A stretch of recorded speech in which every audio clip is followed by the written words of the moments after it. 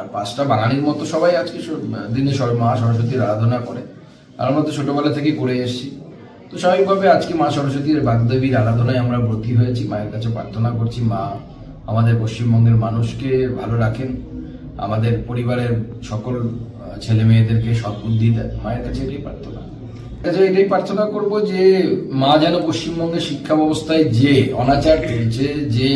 অবিচার চলছে, 26,000 লোকের চাকরি চলে যাওয়া হোক,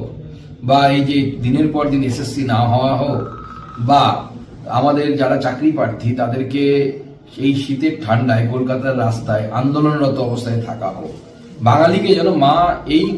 কালো সময় থেকে মা যেন মুক্তি দান করে, মুক্তি প্রদান। ছাত্রছাত্রীদের উদ্দেশ্যে আমি এটুকুই বলবো ছাত্রছাত্রীদের উদ্দেশ্যে যে আজকে আমাদের মাতৃ আরাধনার দিন, সবাই এই আরাধনায় ব্রতী হয়েছে নিশ্চয়ই, এবং সবাইকে বলবো যে পড়াশোনার সময়টা হচ্ছে জীবনের সব থেকে সুন্দর সময়। সবাই চেষ্টা করো যাতে যেটা ভালো লাগে সেটাকে খুব মন দিয়ে করতে। কারো পড়াশোনা ভালো লাগতে পারে, কারো হয়তো আঁকা ভালো লাগতে পারে, কিন্তু যে কোনো গান বাজনা হোক, আঁকা হোক,